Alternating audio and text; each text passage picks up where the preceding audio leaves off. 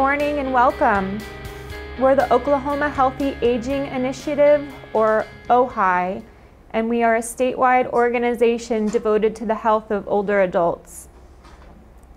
At OHAI, we teach classes for older adults, their caregivers, provide family and professional caregiver training, partner with health systems across the state to provide specialized geriatric care, and work with local leaders to promote the interests of older adults. This morning is our third presentation in our 2016 statewide video conference series, and we have a few guests with us. Our first guest this morning is Miss Yazdanipour. Am I saying that correctly? Yes. She was born and raised in Oklahoma. She's a graduate of the University of Oklahoma and currently works in public safety for the Emergency Medical Services Authority as a clinical services coordinator for the Western Division. Heather is a critical care paramedic with 15+ years of experience in Oklahoma EMS and is the coordinator for the critical care program at Redlands Community College in El Reno, Oklahoma. Heather is a licensed EMS instructor with the Oklahoma State Department of Health, EMS Division, and has been teaching paramedic in Oklahoma since 2003. She is also a member of the American Heart Association's faculty for the state of Oklahoma. Welcome. Thank you. You're welcome. Well, hello. Thank you all for having me here. I appreciate it. And welcome to everybody who's dialed in to listen in. We're going to talk about heat today. We're in Oklahoma, we're in the dog days of summer, and there's just no way to get around it. So we're going to talk about some safety tips for heat, and then really how we can recognize basically within ourselves, but also our friends and family and our loved ones to make sure that they're staying cool during the summer. So again, we like to partner, and we appreciate that. So we're going to survive the elements together with EMSA and the Oklahoma Health Initiative. So, all right, so our objectives for today, we are going to define what heat illness is. Sometimes people just really don't understand what that is. There's many different levels, and we're going to talk about some of those, but we're going to focus on the more severe ones. We will describe some of the key risk factors that can predispose you to heat illness, and then we'll recognize the assessment and management of heat illness for us today. So what is heat illness? We have probably all experienced it in some way, shape, or form living in this state. So what it is basically it's where your body cannot cope with the heat outside or the heat that it's being subjected to. We have ability in our body to lose heat, to try to cool ourselves, and when those heat losses are basically overcome by heat gains, we suffer heat illness. So minor illnesses that we might have, heat edema, and this is basically just when you swell up. And then heat rash, or what we call prickly heat. I'm sure a lot of us have had that. I usually get it every summer on my calves, which is not fun.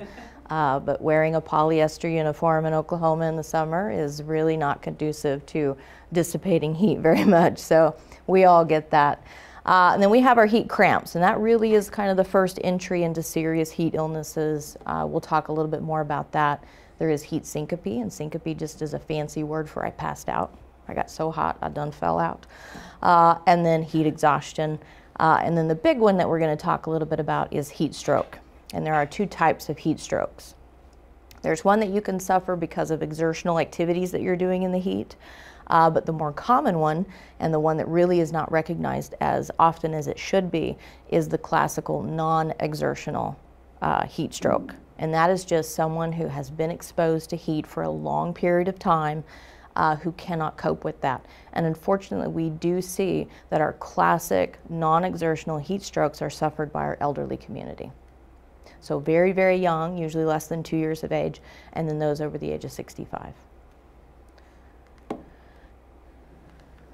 So the mechanisms of heat gain and loss, we kind of have to understand how the body works so we can know what we're looking for. Okay, so really we work off of a thermal gradient, and in Oklahoma we hear about it all the time, humidity. What we have to understand about the humidity is that if it is greater than 75%, so if you're watching the news channels and they're telling you that, oh, the humidity is 82% today, you really shouldn't go outside, because greater than 75% humidity, your body cannot evaporate the sweat that it's trying to do to cool you. And so that puts a layer of moisture over your skin and actually retains heat for you. So you start to heat up faster in very humid climates. So if you're seeing it greater than 75% on the news, that's going to be a big indicator you need to stay in air conditioning that day. I know that a lot of us would like to call in sick to work because of the humidity, but those of us that can't, we can't do that. But if you have the ability to stay home or stay in air-conditioned places, like going to your public libraries, things like that, to get air conditioning, you want to do that when you have that 75% or greater humidity. Conduction is if I'm touching a hot surface, that heat is going to transmit to me. And then convection is where the hot air is going to heat me up. And then radiation really has to do with the season we're in, cloud cover, direct sunlight, things like that. So that's why when we talk about in a minute, really limiting your time in the sun, direct sunlight, finding shady spaces, and really we're going to urge, even if you find a shady space, you need air conditioning. So you need to find time to be in air-conditioned environments, because we want to remove the conduction and convection as well. So just being out in the sun, I can increase how quickly my body heats up very fast. But if I can remove the other two, the heat surfaces conducting to me and the hot wind convecting to me, I can reduce how hot I get internally. So our thermoregulation, this is what our body does. It's kind of like a thermostat, like when you're setting your air conditioning. Your body knows a certain temperature that it wants to stay at, 98.6 degrees. When it gets too hot, it's going to start doing things to try to cool us down. Kind of like when I set my thermostat at 68 and it gets to 70, it kicks on to try to cool my house down. So our body tries to do that as well. But we really have to work really hard to help it, because there are a lot of environmental factors that we just talked about, and we'll talk about a little bit more, that fight that. Core body temperature is what we look at for heat stroke. So we're testing basically the internal organ temperatures to see if you've hit heat stroke or not, and that's going to be something we talk about here in a little bit. Peripheral temperatures, touching someone and feeling that they feel hot, that means their core is probably much warmer than what they're actually feeling. The hypothalamus is the part in the brain that actually regulates your temperature. And when we start to get too hot and that core temperature gets too high, we start affecting that hypothalamus. Well, that's our thermostat. And when we start messing with that guy, he doesn't know what to do. And then heat dissipation, the easiest way for our body to get rid of heat is to sweat, and all of our blood vessels get really big, we vasodilate, and then they move to the surface. So all my blood vessels will move to the top of this, just underneath the first layer of skin. That's why we get really red and flushed. We start to sweat, and then as we sweat, we want cool air to move over that, to evaporate that and to cool us. So that's kind of our water cooler theory for cooling the body, much like an air conditioner used to work. So if I can't do that, remember that humidity we talked about, greater than 75% humidity, I can't evaporate the sweat, I just stay sweaty. Well, now that can't cool. My blood vessels have moved to the top.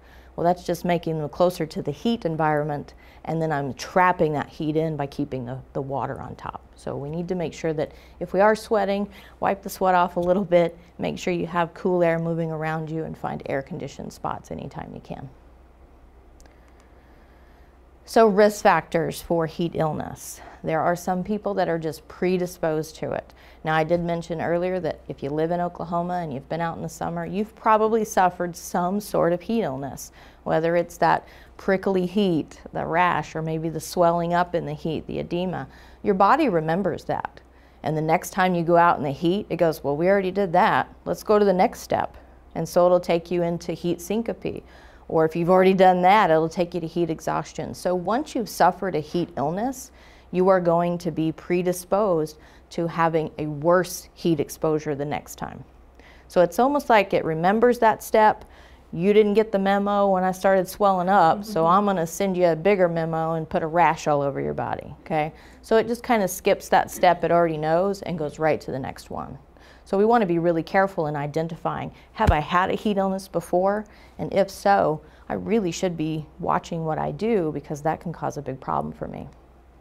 So risk factors for us, age is a big one because of thermoregulation. Our body learns how to regulate, and really, really young, they can't regulate because their body surface area is so much larger. So that's why we say those kiddos less than 2 years of age are really susceptible to heat.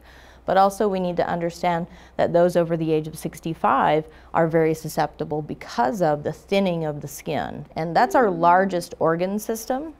And so our largest organ system is really the one that's going to kick in the first and try to cool us down. And so as we start to thin the layers of that, we can't retain or dissipate heat appropriately. So it's really hard to thermoregulate.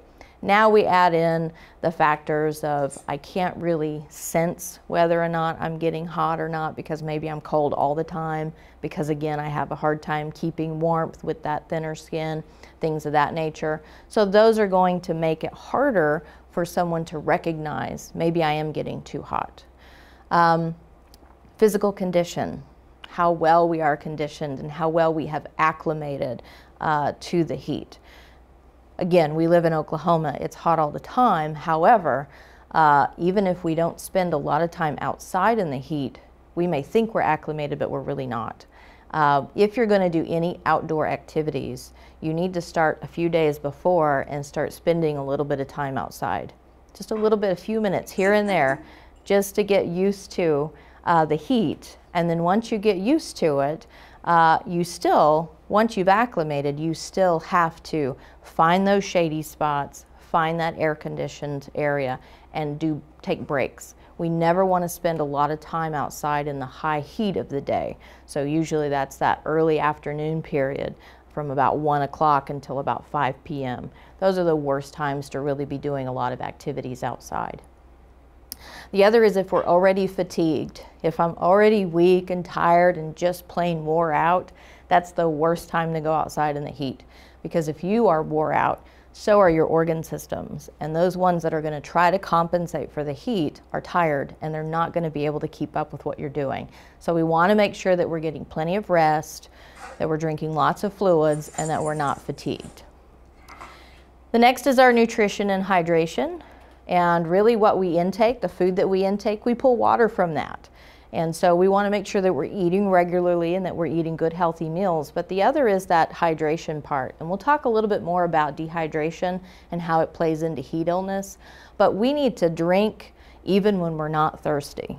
So if you feel thirsty, you've waited too long to drink water.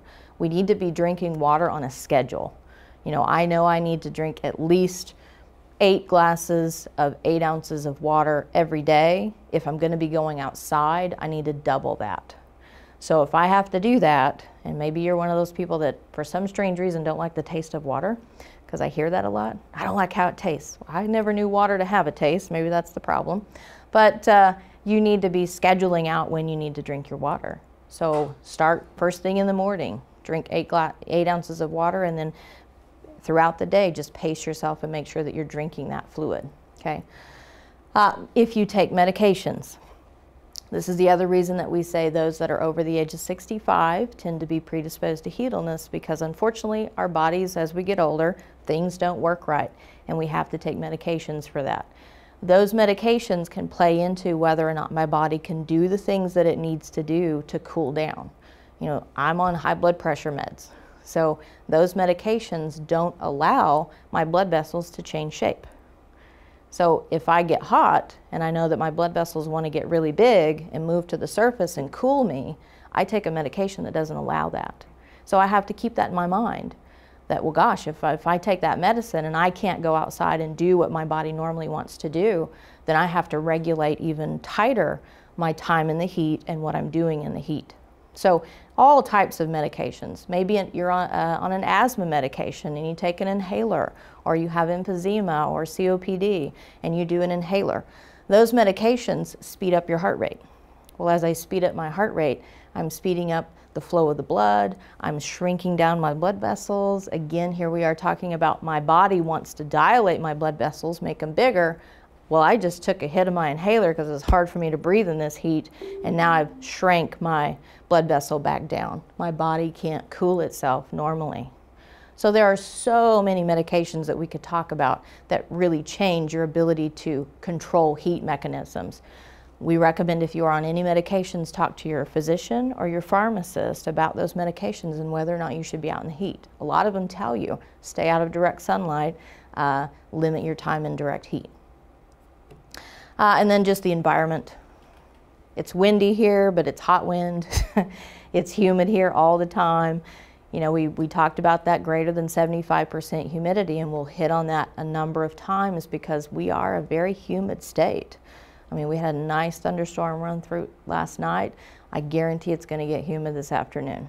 So we had a little break this morning, and now it's just going to come right back at us. So really keep an eye on your news channels and what they're telling you the heat and humidity or what that heat index is. Those are the things that we want to keep an eye on. And then a really cool word is homeostasis. We talk about that. This is just your body's way of keeping things balanced. So all those things we talked about, dilating the blood vessels, making your American glands start to sweat and release fluid onto the skin, hoping that wind will move past it and cool you down. That's what that is. So the body's tendency to maintain a steady and normal internal environment, like that air conditioner unit does, our body tries to do that too. But we do things that hinder that. So we have to keep that in mind. So we talked a little bit about hydration earlier. Let's really talk about dehydration. It is a form of heat illness, just being dehydrated. It does have a close relationship to our ability to get rid of heat, and that's what that term thermolysis means. Lysing is breaking down. I want to break down the temperature. So if I get too hot, my body wants to cool me. Well, the way that it does that is you sweat, right? And so if I'm dehydrated, I don't have enough fluid to sweat. And so when I lose the ability to sweat, I've taken away my body's most critical ability to cool myself. So we want to make sure that we are hydrated. So we want to drink fluids on the schedule. Don't wait till you're thirsty. If you've waited until you're thirsty, you've waited way too long. And then limit alcoholic drinks, sports drinks, any caffeinated drink or any sugary drink. Okay, sugar is a really big molecule, and when you intake sugary drinks like sodas or sweet teas, even though they, you know, that's the house wine of the South, we want to really limit the sugar, because as I take in those large molecules of sugar, water needs to break it down, and then it tries to push it out through your urine. Well, now I'm just peeing out a lot more water than I needed to. I'm dehydrating myself by doing that. Caffeine shrinks your blood vessels down. Remember, we talked about those blood vessels want to get big and cool you off. If I drink caffeine, I can't do that. And then sports drinks, we have to worry about the sugar in those. A lot of people think, oh, well, athletes drink it to replace their electrolytes. It does have some very crucial electrolytes in it, but it has a lot of sugar. So if you are going to drink a sports drink, dump half of it into another container, fill it up with water, and do half and half mixture. Okay, limit that sugar amount that you're taking in. And then alcohol, it just makes us do dumb stuff sometimes too. But it is a diuretic. It blocks your body's ability to stop you from releasing fluid. So when we take alcohol in, we tend to urinate a lot more, and that's your body pulling fluid off of yourself. So you're dehydrating yourself by drinking alcohol. So we've talked about the pathophysiology, or basically what makes up heat illness. So let's start talking now about kind of what we can see, okay? So the first thing that we're going to talk about is the heat cramps, because we're going to skip the prickly heat and all that, because really if I've got heat rash, I know what to do for it. Cool the skin down, put some cortisone cream on it, and we're good to go. Just deal with it.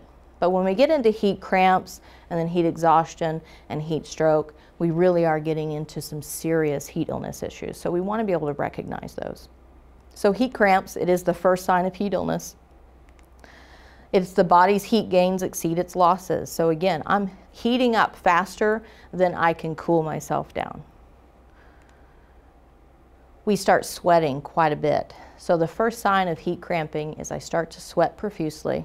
Well, when I sweat, all those electrolytes start to shift. So we talked about those sports drinks have electrolytes in them. They basically have sodium, they have potassium, and they have chloride in them. Well, when I start to sweat, and we all know it's a little salty, there went my salt, okay? There went my sodium. And so we need to replace some of that stuff. So it is good to do those kind of drinks in moderation. Just don't drink them all the time. And again, the more sugar you have, the more dehydrated you're going to get. But the heat cramp is because of that sodium loss. And it's not that we've necessarily lost all our sodium, it's just in the wrong spot in the body, okay? So then our body starts to cramp up, and it usually starts in the really big muscles first. So we're looking at thighs, calves, shoulders, abdominal muscles start to cramp up. So if you've ever been out in the heat and all of a sudden started having that belly ache, that's heat cramp. Even though we might not have correlated that to being heat cramps, it's dehydration and heat cramp is what that is. So we want to make sure that we're keeping a close eye on that. The way to fix your heat cramp, get out of the environment. Get into a cooler environment. Loosen any tight clothing that you have. And then replace your fluids. And we'd like you to take those in by mouth. So if you can drink fluid, that's the best way to do it. We don't just go starting IVs on everybody and pushing fluids in. We want your body to take that fluid in naturally. And so the way to do that is you need to drink it. That's the way your body expects it, and that's how we want to replenish it. So we want to drink by mouth. Never gulp. Okay, you start gulping down water, it's going to come right back up.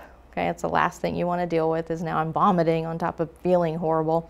So we want to do that. And you can spray a little cool water on you, but make sure you have air movement. We want that convection, we want that evaporation to occur.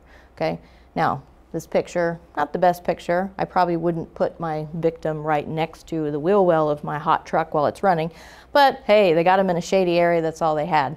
I would put them inside the truck maybe. That'd be the best spot. So go inside, get in some shade, get in air conditioning, okay? That's really the only treatment needed for heat cramp. If we don't treat the heat cramps and the heat starts to build even more, then my body's way of cooling itself is going to fail. And so now we're moving into heat exhaustion. So think of all those mechanisms that are trying to cool you, try so hard, and all of a sudden they just get tired. They're pooped out and they stop working. So that's what heat exhaustion is. And so we diagnose this based on what you tell us. You know, how long have you been outside? What kind of physical activity were you doing? What symptoms are you having? And the symptoms that we're looking for is you may still have some cramps, but we're looking for it to have progressed. Maybe you're weak. Maybe you got that severe pounding headache. You know, a lot of us always, oh, it's just because I was squinting in the sun. That headache is a sign of heat exhaustion. The dizziness that occurs, fainting, you might have passed out. Now you have that nausea and vomiting and you didn't gulp any water, okay? Maybe you have a really rapid pulse. So we're not telling everybody just go check everybody's pulses, but they tell you they feel like their heart's beating really fast. And they're thirsty. What did we say about being thirsty? If you're thirsty, you've waited too long to take in the water. And then that clammy skin. You know, if you've ever touched a raw chicken breast, that's what these people feel like. If you feel like that and you've been out in the heat, that's a really bad sign. That's your skin telling you, I can't combat this anymore, and it's failing on you. It's exhausted. So that's heat exhaustion. So we want to remove any layers of clothing, move the victim from the hot environment, remove their clothing if you can, put water on them, cool towels, okay, soaked in water, things like that. We want to encourage them to lie down, and we want air movement over them. Air conditioning is going to be the best. And if you can drink fluids, we want you to drink that fluid slowly, okay? And if we can't fix that, we're going to go to heat stroke. So the body's mechanisms have completely been overcome, and this usually means that your core temperature, remember that body temp we told you, this is what we use to really diagnose heat stroke, it's over 104 degrees. You're probably not going to know if your core temp is above 104. And in fact, you're probably not going to know much of anything because your mental status starts to change. You get really confused. You might even move into coma. We do see seizures with this as well. The big key with this, if you don't have a way of checking core temp, which we hope hardly anyone does out there, is they've stopped sweating and their skin has become red and very dry and hot, hot, hot to the touch. Okay, that's not a good sign. If I went from cool and clammy to flushed, red, and dry, I've moved into heat stroke. We're really talking about here brain damage occurring. And so our goal is to cool them as rapidly as possible to prevent that from happening because the brain starts to swell. So again, removing them from the environment, please call 911 immediately if you suspect heat stroke. Please call 911 if you suspect heat exhaustion. Okay? What I have here is just a quick reference, and maybe they can publish this and make it available for you, but it's on all of the things that we kind of mentioned, from the rash to the syncope all the way to heat stroke, and so we'll make that available to you. So my dog Molly says you need to stay cool. This is the way she does it. I will tell you that in the Oklahoma City alone, just since May 1st, we've run 175 heat-related calls. Those are just the ones that were coded as heat-related. I'm sure that we have run numbers of others that didn't code appropriately, cardiac problems, shortness of breath, things like that, but they were all heat related. The true ones that came in as a heat call, 175 since May 1st. That's a way too high number. We need to really educate about how to stay cool and keeping ourselves cool and keeping an eye on each other. So I appreciate you guys having me out, and my email's there. If anybody has any questions, you're more than welcome to contact me, okay? Thank you very much.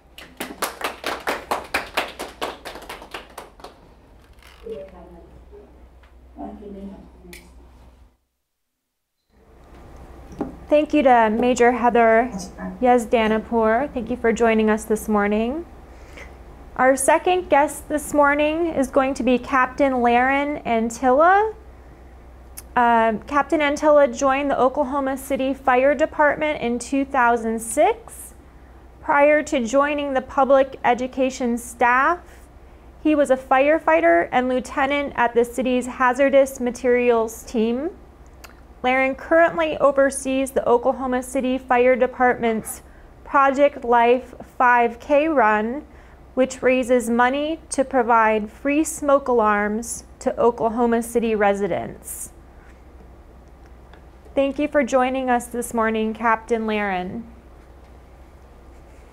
Captain Larin Anttila with the Oklahoma City Fire Department, and I'm going to talk today about home fire safety. So I want to thank OHAI for having us out. It's fantastic to be able to see all you out there in library land. I'm glad for everyone that's tuned in.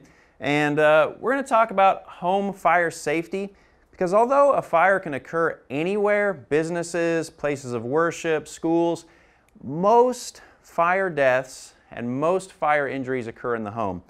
A good example of this is nationwide, in the last 50 years, we've had lots of fires, right, in schools, but we haven't had a single school fire death in over 50 years nationwide. But every year we have about 3,000 in the home. Now there's a couple of reasons for that. There's obviously a lot of hazards in the home, but one of the common reasons is, what do they do in schools? Every single month in Oklahoma they have fire drills. But when I ask people, for a show of hands, how many people have had a fire drill at your home? Very, very, very few people ever have. So that lack of practice, that lack of awareness is kind of something we don't think about at the home. So that's why we're going to talk about that today. So we got 3 sections we're going to go through. We're going to talk about fire causes and prevention, smoke alarms briefly, and then of course what to do if you do have a fire at your house. All right, we'll get right into this. What are the 3 main causes of fire? Probably have some ideas popping into your head. I'll show you what they are. Right there on the screen, men, women, and children. Almost every fire in a home is caused by one of these 3 things. Now, usually they're accidents, and the great thing about accidents is we can learn ways to change that behavior. That's kind of what we're going to talk about today. Is we're going to go through all the major fire incidents that occur, and we're going to just give you little things. Probably won't take any extra time, maybe just a minute or 2, but just little behavioral changes. Now, we're going to talk about cooking fires first, and this is kind of, I'm going to do like a little bit of a simulated stove here. and I'll move a few things around as best as I can with my limited space. You'll just have to bear with me. Now, hopefully you can see this. I got a little simulated stovetop here.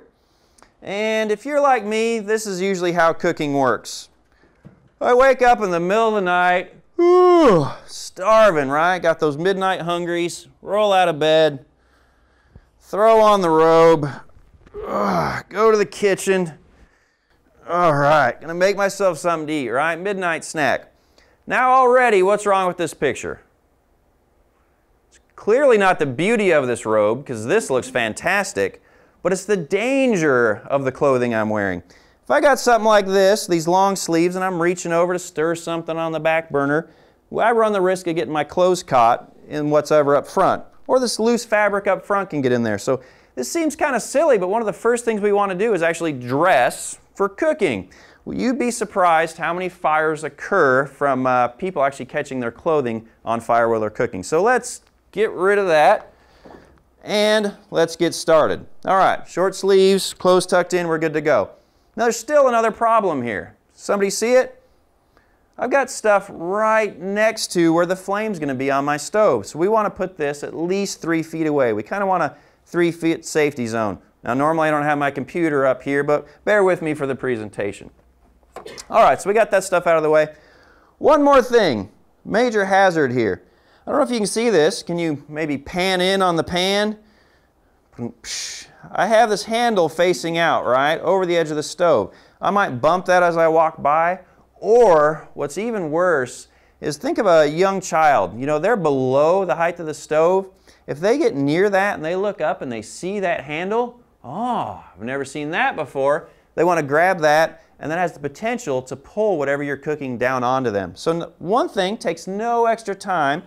Just turn that handle to the side, and we can save some accidents just like that. We also want to encourage having like a 3-foot safe zone around your cooktop for children and such, so they're not tempted to stick a little hand up there or something like that. All right, so find my remote again. One of the main things that fire causes that we have, most cooking fires occur from something like this. You got your cooking started, you get a little distracted, you're watching TV, or you get a call from Aunt Edna, right? Hey, yeah, how are the cousins doing? You get lost in conversation, having a good time, and what's cooking on the stove just keeps going and going and going. We've forgotten about it. So a couple tips for that.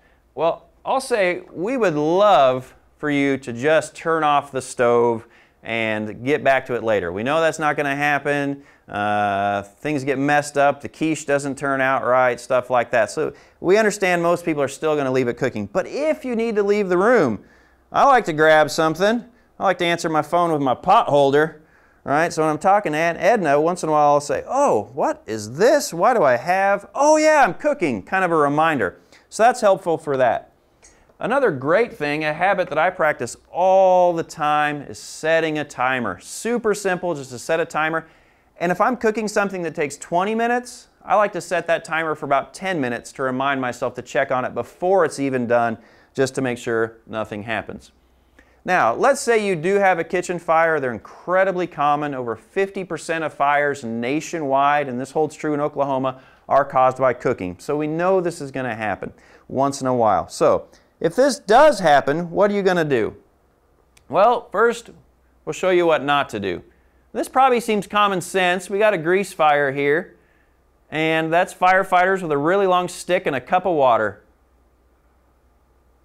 And this is what you don't do. You never want to put water on a fire, and a lot of people, that's common sense, but some people actually don't know that yet, so it's important that we get that message out there. A lot of people ask me, well, why does the water catch on fire? That doesn't make any sense.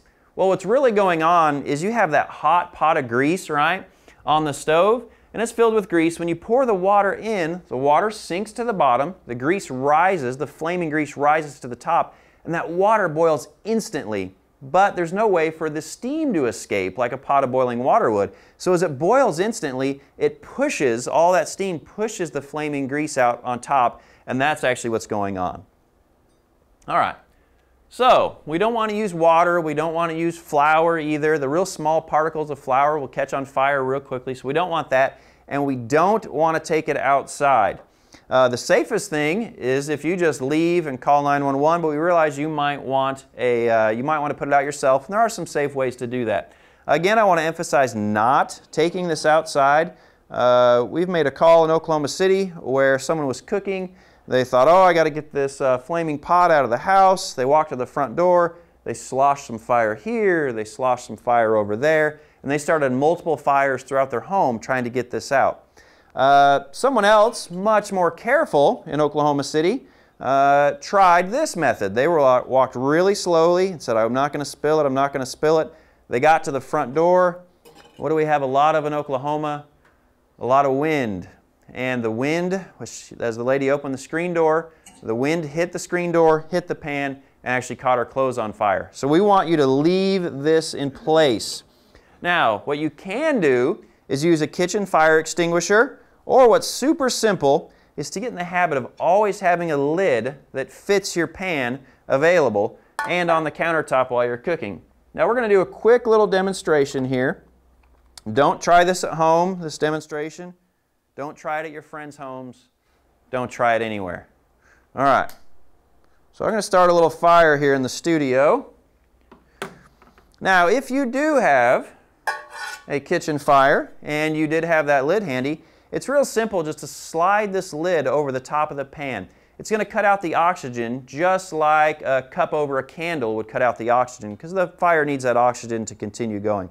So I'll just use it as a shield and I'll just slide it right over the top of the pan. It's really easy, fairly safe, and just if you're going to put the fire out, that's a really easy way to do it and there's no mess. Now, of course, I'm going to want to move that pan to another burner, and I'm going to want to turn off the stove there, stove top as well. Real quick, while we're talking about kitchen safety, this is a way to stop some burns. This has happened a fair amount of times. This is not used for getting stuff out of the oven. This is something for putting pots on the top of. This, the mitt, is what you want to use for getting stuff out of the oven. We've made a lot of burns from folks using this. Just that little simple change there can stop a burn from happening. All right. While we're still talking about cooking, grilling. We have a lot of injuries from grilling. Nationwide, about 16,000 a year grilling injuries. Number one reason we have a grilling injury, people didn't clean their stove. I'm just as lazy as everyone else. I've done it a time or two, and I've seen that old food flare up. So that's something that is pretty dangerous. And of course, we want to check for leaks if we have a gas grill, right? It's been sitting all winter outside. The rubber hoses may have corroded or broken down in the sunshine. We want to make sure that all of our valves are real tight. And we want to have, just like in the kitchen, it's important that we have a safety zone, right? You got your grill, you want to look up, do I have any branches, do I have dead leaves on the ground? We don't want that. You don't want the beanbag toss game right next to the grill, right? No one wants flaming bean bags for dinner. So, we want to have that safe zone. Another thing a lot of people don't think about is their pets. This happens in kitchens, this happens outside. Dog runs by, knocks over the grill, bad things can happen. And of course, we want to talk you into using a metal container to put your used charcoal in. A lot of folks think, it's cool, I'll toss it into the trash can, it's not hot anymore. But it's not always the case. We've made fires where the trash can catches on fire, and where do we usually keep our trash cans? Not in a good spot. We put them right next to the house, and then the trash can catches on fire, and now it gets up into the eaves of your home, and your home catches on fire. So metal container, and douse those coals with water. All right, so if cooking is the number one type of fire, smoking is the number one deadly fire. Nationwide, there are more deaths from smoking than any other cause. This is going down some, and of course, we would love to talk you into not smoking. You've probably heard that before, and if we can't talk you into that, then what we'd like you to do is, if you're going to smoke, at least smoke safely. So we want you to use sturdy ashtrays. This is what we see a lot of times in people's homes, right? Simple ashtray. But what happens if there's a cigarette in this? As it burns down, where does the cigarette fall? It's going to fall outside of the ashtray. We want you to upgrade to the Cadillac, the party tray model. You got room for 6 friends and the cigar in the middle. If the cigarette burns down on this, it falls into the ashtray itself. And that little simple $1 change can actually keep your home from burning down. It's happened. So pick one of those up next time you go to the dollar store. All right, don't smoke in bed. I'm sure a lot of you, if you grew up in a home like mine, you saw the comforter, you know, in the parents' room had a burn mark on it. That's an example of someone getting very, very lucky. We make a lot of fires statewide from those sort of causes.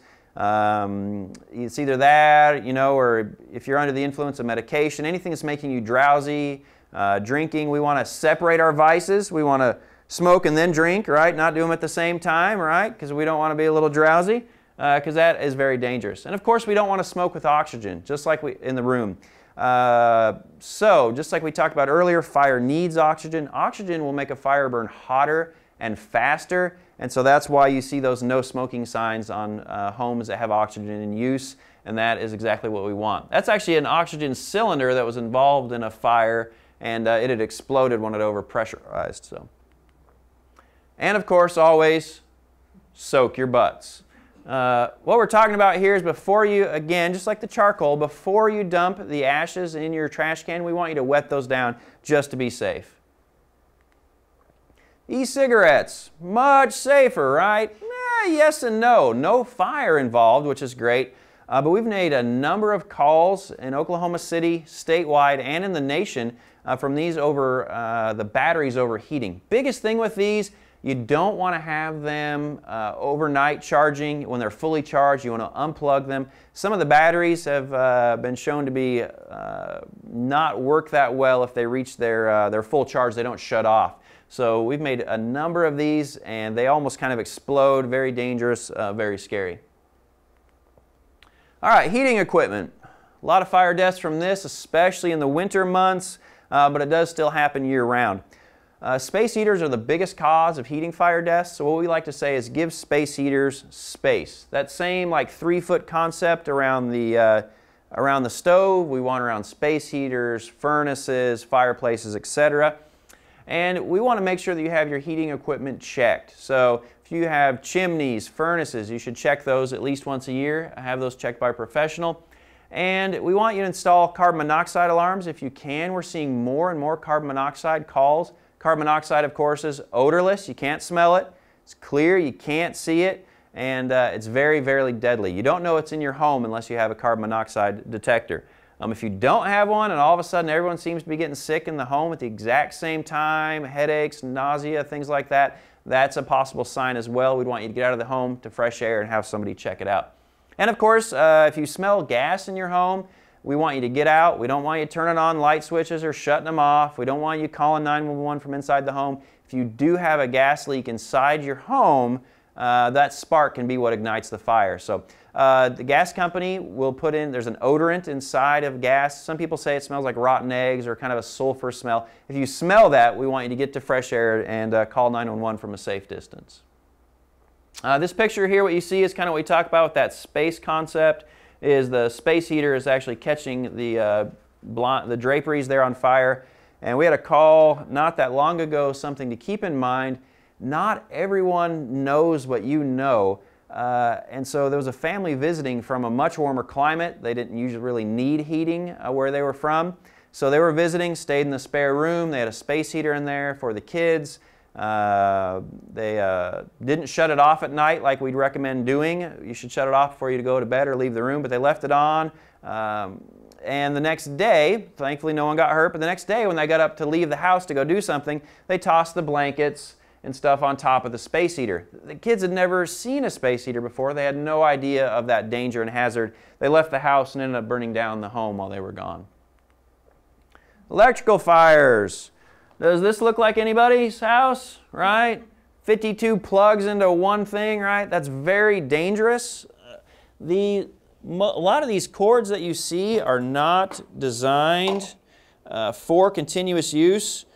If you're like me, you always read the safety label, right? And even on the safety label, it says, always unplug when not in use. These are just temporary items, a lot of these.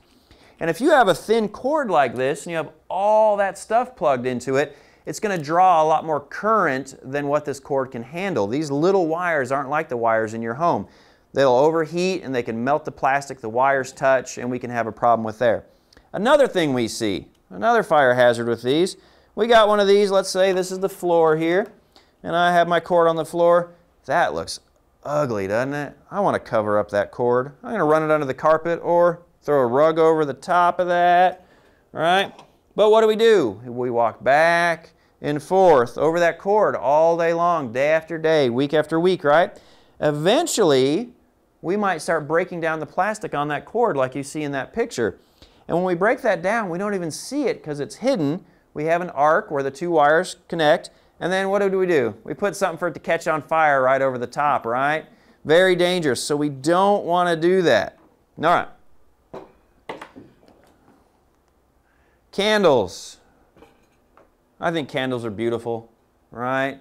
And in some presentations I've done before, I've had a couple ladies tell me I have to have candles in my home. And I said, why? Where do you keep them? And they say, the bathroom. My husband is so stinky, and I need the candle there to clear out the air. I understand. One of the dangers of having them in the bathroom, they're great, they're right, look pretty, but a lot of times where do we put them? On top of the bowl, right, or the toilet tank. And what do we have right above that? Hand drying towel, possibly, something that could fall and catch on fire. So if you have them, we want you to have them in a safe spot, again, away from things that can catch on fire, in a sturdy candle holder or in a glass jar, and on a sturdy surface. So if the table gets bumped by the pets, by the kids, it doesn't knock over and start a fire. We always want you to blow out your candles before you go to bed and whenever you leave the room. And every firefighter remembers their very first fire. And the first big fire that I made was from a candle. It was a power outage in Oklahoma. Family didn't have flashlights readily available, which we all should have, so they lit a candle, got all their stuff together, left the home, went to a neighbor's house, and a few hours later that candle burnt down all the way, caught something on fire, and the family didn't know until they heard the fire trucks coming up the street. Didn't even think it was their home. How could it be? But the look on that father's eyes when he realized it set in, how that fire started when we investigated and let him know, was just devastation in his eyes. So make sure you blow out those candles. And of course, flameless candles are a great idea. They look a lot better than they used to. Consider getting those. Matches and lighters. What starts out as a little fire can get really, really big, really fast. And don't be that guy. Get out of the house. That bucket of water is not going to put out that fire. It's important that we teach our kids this. Curiosity is normal. Fire is fascinating to a lot of young children, boys and girls, but we want to let them know how quickly it can get out of hand. So we want to keep our lighters where they can't reach them. And if you have lighters in your home and it's on the coffee table where the little hands can get it, and all of a sudden it disappears and you think, oh, I lost another lighter. I don't know, I'll go get another one. There's a really high chance that some little hands might have got a hold of that. I made a mattress fire a couple of years ago. Kid had been just playing with a lighter, right? Lit the mattress on fire, got way out of hand. I got there and I talked to the parents and they said, we have no idea where he got the lighter from. How could he possibly have gotten it? We have no idea. I went to his bedroom and just out of curiosity looked to see where a lot of kids hide stuff under their bed. 5 lighters. Besides the one he used. This kid had hidden 5 lighters under his bed. So when that disappears, go hunting for it. Just don't assume it disappeared out of thin air. This isn't fire related, but I'm going to throw this out there real quick because this is important to me as well. This is a national leading cleaning brand, right? We all know what this is. I took the label off of it. But when I ask little kids, what does this look like? They say, apple juice, right? Now why do we always put this under the sink where little hands can get to it, right? Our parents did or our grandparents did. But really, you know, we get the fancy locks and they usually work to keep kids out, but it's really pretty easy just to make one behavioral change, take this off the countertop, this out from underneath, and put these things up high where little hands can't even get to them. A lot safer. All right. Dryers, not something you think of very much, not a real common cause of fire, but it does happen. We don't want to overload the dryers. We want to shut them off before bed or before we leave the home. And we want to make sure we clean out the lint filters. We all know this, right? Common sense.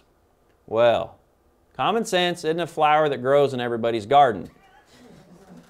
So, sometimes you have to remind people of these sorts of things. I've talked to a number of kids that are going off to college, and they have never done their own laundry. They don't even know there's a lint filter.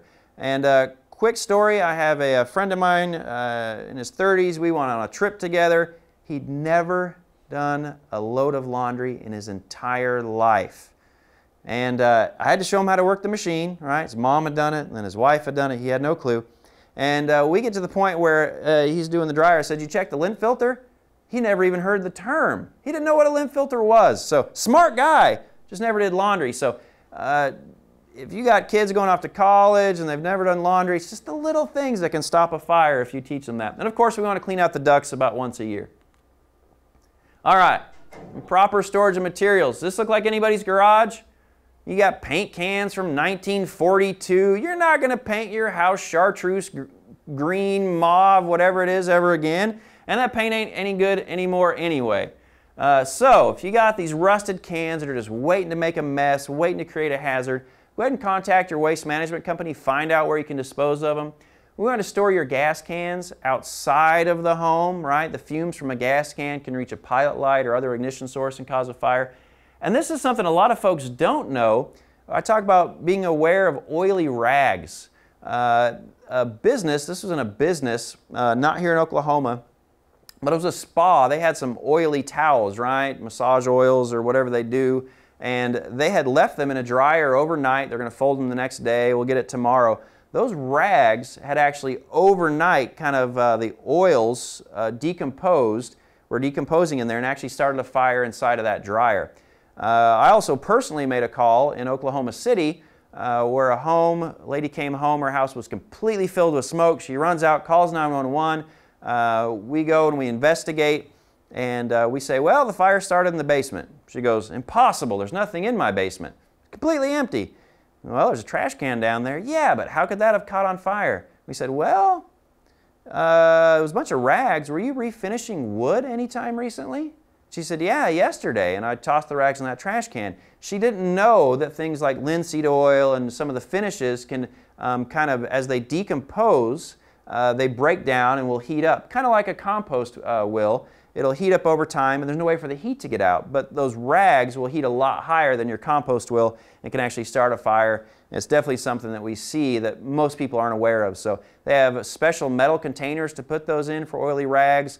Or if you don't have one of those, if you do it infrequently, you can lay them out to dry outside, weight them down so the wind doesn't blow them. When they're dry, put them in like an old clean paint can with a lid, and you can fill that can with water.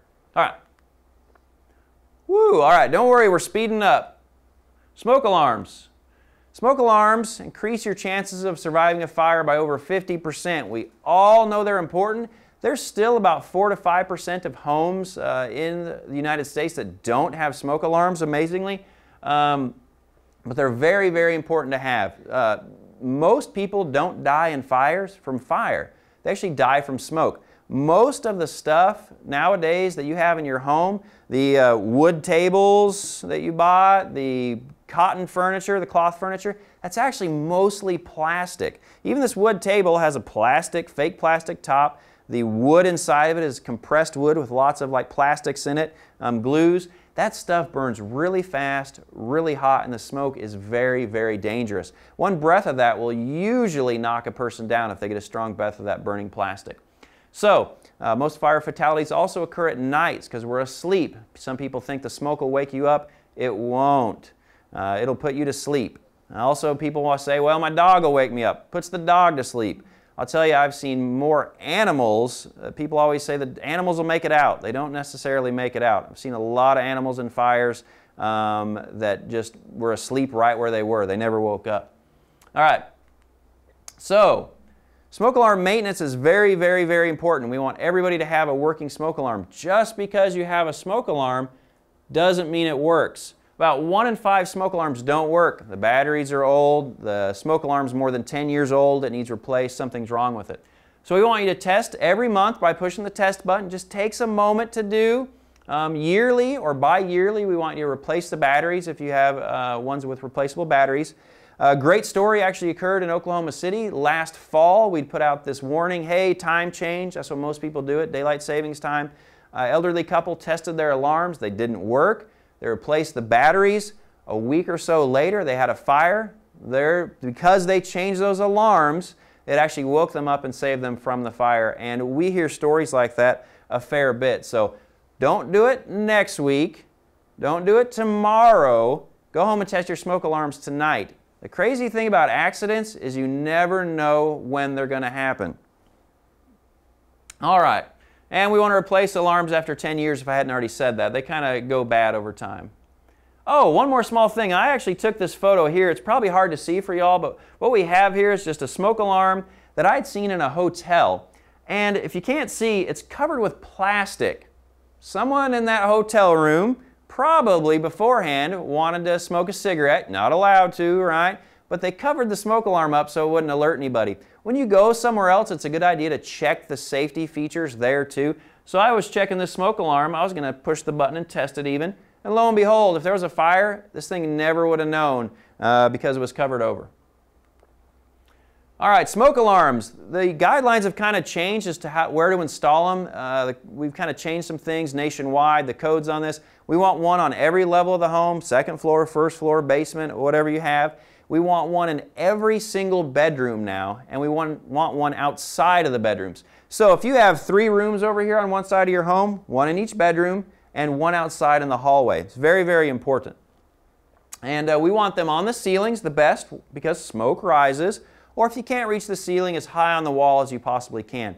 But we don't want them within a foot of the corners of the room, right? Because smoke sometimes does weird things and can kind of miss the corners as it billows up. And we don't want them right next to ceiling fans or exhaust vents, things like that. We want them about 3 feet away from those just to be safe. And of course, not in kitchens and bathrooms. And I'll say, if you cook like I have once in a while, and the smoke alarm's constantly going off, and you're like, ugh, right? And you take it down, right? And then you forget to put it back up. We don't want that. It only takes 2 or 3 minutes to move that smoke alarm out of the kitchen and to put it in your living room or some other safe spot. So that's where we'd prefer that. All right, this picture is a little confusing, but I'm going to explain what's going on right here. Picture us, we're standing in a hallway. This is 2 rooms, right? Now this room, as you can see, completely destroyed by fire. The hallways had fire, but this room almost completely cleared, just the tiniest bit of smoke damage on the ceiling. What happened in this fire? Why did that occur? What happened was, this fire occurred at night, this door was open, and that door was shut. The simple act of sleeping with the door shut, and I know your kids want to sleep with the door open, but this is important. The simple act of training them to shut their door at night can save lives in a fire.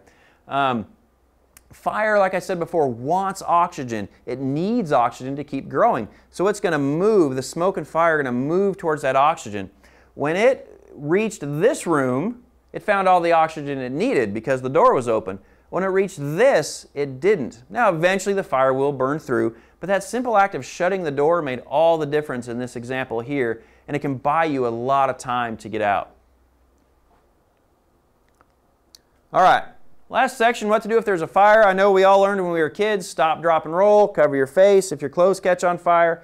But if there's a fire in your home, we want you to get out and stay out. Get out immediately if the alarm goes off. Don't go back in. Have 2 ways out of every room.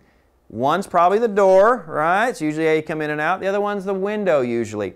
The important thing though is to practice this plan. If you go to the door and the door's hot, you can't go out that way, you got to go out the window. Is it covered? Is it clutter all over the window top, right? How much time do we have? Do your kids know how to open the latches on the window? Is it a pull out? Does it go to the left? Does it go to the right? Could they do it in the dark? Could they do it if the room was smoky? Could they do it when they're groggy in the middle of the night? And even a lot of kids don't wake up to the sound of smoke alarms. They've done studies and studies on this. If they're not used to the sound, they won't wake up. So you have to practice. Just like Oklahoma schools are required to practice a fire drill every single month, It's a good idea until your kids get used to it to practice that with them, or they're not going to know what to do. I mentioned on the slide having a meeting place. What I mean by that is a set spot outside of your home. Mailbox, the tree, something that's not going to move, the neighbor's front porch. That's where you go if there's a fire. This is very, very, very important. There's a reason they do that in school drills. They have a meeting spot. A fire occurred not that long ago. Father and 2 kids were home. Father gets out of the house, does a quick run around the house looking for his kids. His kids aren't outside. Runs back in to save his children. The kids actually were outside of the home. They actually ran around looking for their father at the same time the father ran around looking for them. He went inside and his kids were already out. They didn't have a spot to meet, and that father lost his life. The importance of a meeting place, very, very important, and practicing, very, very important. Cool. So, all right. I want to talk, this is my next to last slide. It's getting close to the end. This is a fire, regular house here. Essentially, they kind of mocked it up, but there's no special things going on here. Little timer here in the corner showing you how much time from when the fire started. Right now, it's fairly small. And like I said, again, this is just regular furnishings, and most of these are plastics, even they don't look like it.